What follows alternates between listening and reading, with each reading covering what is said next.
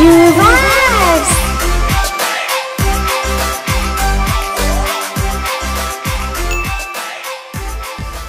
Hello ছোট্ট বন্ধুরা, চলো আজকে শিখি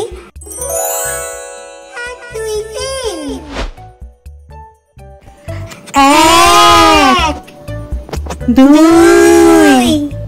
3 4 5 6 7 8 9 10।